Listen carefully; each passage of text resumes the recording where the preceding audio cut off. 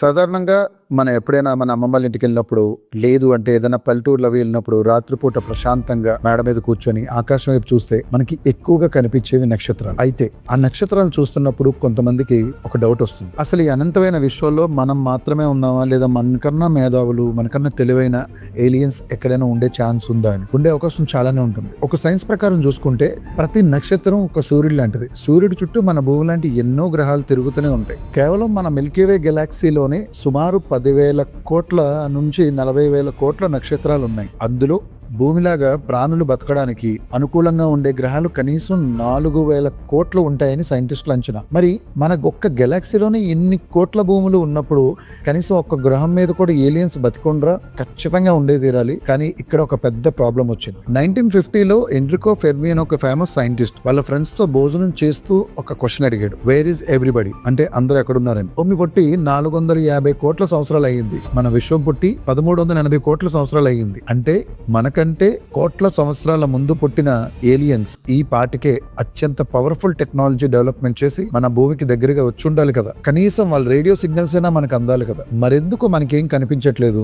So science కూడా ఈ అంతు చిక్కని ప్రశ్నని ఫెర్మి పారాడాక్స్ గా పిలుస్తారు. అసలు ఏలియన్స్ గనక ఉంటే వాళ్ళు ఎంత అడ్వాన్స్ టెక్నాలజీతో ఉంటారో సైంటిస్టులు ఒక అంచనా వేశారు. దాని లెక్క ప్రకారం దాన్ని కర్దాసేవ్ స్కేల్ అంటారు. దీని ప్రకారం నాగరికతలు 3గా విడగొట్టారు. సో టైప్ 1 వీళ్ళు తమ గ్రహం మీద ఉన్న ఎనర్జీ లైక్ గాలి గాని, నీరు గాని, భూకంపాలు ఇలా మొత్తాన్ని వాళ్ళు కంట్రోల్ చేయగలరు. టైప్ 2 వీళ్ళు ఏకంగా సూర్యుడి చుట్టూ ఒక పెద్ద సోలార్ ప్యానెల్ ని ఏర్పాటు చేసుకోగలరు. లైక్ దాన్ని ఎలా అంటే సూర్యుడి చుట్టూ ఒక సోలార్ ప్యానెల్ ని కట్టి సూర్యుడి నుంచి వచ్చే ఎనర్జీని మొత్తం వాడుకుంటారు. టైప్ 3 ఏ గ్రహం నుంచి ఇంకో గ్రహానికి గెలాక్సీ టు గెలాక్సీ ఈజీగా ట్రావెల్ చేసి ఎంటైర్ గెలాక్సీని వాళ్ళు కంట్రోల్ చేసుకోగలరు. ఈ లెక్కను చూస్తే మనం ఏలియన్స్ తో కంపేర్ చేసుకుంటే అట్లీస్ట్ టైప్ 1 కైనా మనం చేరుకున్న ఛాన్సే లేదు. మనం ఇంకా 0.7% లో ఉన్నాం. అంటే మనకన్నా ముందు పుట్టి ఎంతో అడ్వాన్స్ టెక్నాలజీ కలిగి టైప్ 3లో ఉన్న ఏలియన్స్ ఎక్కడికి వెళ్ళాయి అనుకుంటున్నారు? కనీసం మన కంటికి కూడా కనిపించట్లేదు. బట్ ఆనవాళ్ళు కూడా ఎక్కడ మనకు తెలియట్లేదు ఎక్కడికి వెళ్ళాయి అనుకుంటున్నారు. దీనికి సైంటిస్టులు చెప్తున్న ఒక భయంకరమైన సమాధానమే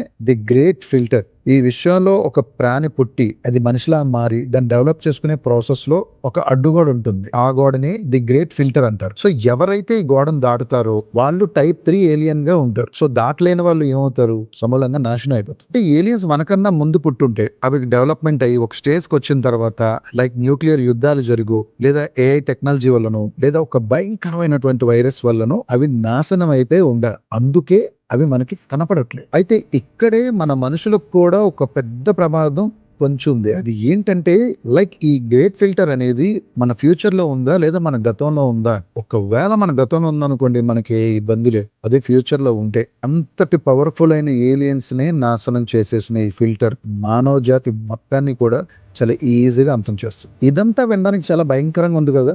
కానీ మీకు ఇంకా మైండ్ బ్లాక్ అయ్యే ఇంకో థియరీ చెప్పనా? అదే డార్క్ ఫారెస్ట్ థియరీ. ఈ థియరీ ప్రకారం విశ్వం అనేది ఒక చీకటి అడవి లాంటిది. అందులో ప్రతి ఒక్క ఏలియన్ వేటగాడే. సో ఇందులో అందరూ ఒకరికొకరు భయపడి చాలా సైలెంట్ గా దాక్కొని ఉన్నారు. ఎందుకంటే ఒకవేళ ఏ సైంటిస్ట్ అయినా సరే మేము ఇక్కడ ఉన్నాం అని సిగ్నల్ ఇస్తే ఆ అడవిలో ఉన్న అత్యంత క్రూరమైన పవర్ఫుల్ ఏలియన్స్ కి వీళ్ళ అడ్రస్ తెలిసిపోతుంది. వెంటనే ఆ పవర్ఫుల్ ఏలియన్స్ వచ్చి ఆ సిగ్నల్ ఇచ్చిన గ్రహాన్ని పూర్తిగా నాశనం చేస్తుంది. అందుకే మనకంటే తెలివైన ఏలియన్స్ అందరూ సైలెంట్ గా దాక్కుని ఉన్నారు. కానీ ఇక్కడ మన మనుషులు చేస్తున్న అతిపెద్ద తప్పు ఏంటో తెలుసా? మన భూమి ఎక్కడుందో, మన మనుషులు ఎలా ఉంటారో పూర్తి డీటెయిల్స్ తో నాసా ఎప్పటి నుంచో అంతరిక్షంలో ఒక రేడియో సిగ్నల్స్ పంపిస్తూనే ఉంది. ఈ సిగ్నల్స్ గనక ఆ క్రూరమైన ఏలియన్స్ కి అందితే మన పరిస్థితి ఏంటి? ఈ విషయంలో మనం మాత్రమే ఉంటే అది నిజంగా చాలా అద్భుతంగా ఉంటుంది. కానీ మనతో పాటు ఇంకెవరైనా మనతో పాటు ఉండి చీకట్లోంచి నిశ్శబ్దంగా మనల్ని గమనిస్తూ ఉంటే నిజానికి ఆ ఊహ చాలా భయపడుతుంది. అయితే మీరేమంటారు ఫ్రెండ్స్? నిజంగా అసలు ఏలియన్స్ అనేవి దాక్కున్నాయా, లేదా అసలు మన వాళ్ళే వాటిని కనిపెట్టలేకపోతున్నారా? మీ ఒపీనియన్ నాకు కామెంట్ బాక్స్ లో తెలియజేయండి. సో ఇదే ఇవాళ వీడియో. ఐ థింక్ ఈ వీడియో మీకు నచ్చింది అనుకుంటున్నాను. నచ్చితే లైక్ చేయండి. అలాగే మీ ఫ్రెండ్స్ అండ్ ఫ్యామిలీ మెంబర్స్కి వీడియో షేర్ చేయండి. ఇంకేమైనా మీరు చెప్పాలనుకుంటే కామెంట్ రూపంలో మాకు తెలియజేయండి. ఇప్పటివరకు వీడియో చూసినందుకు thank you so much. See you.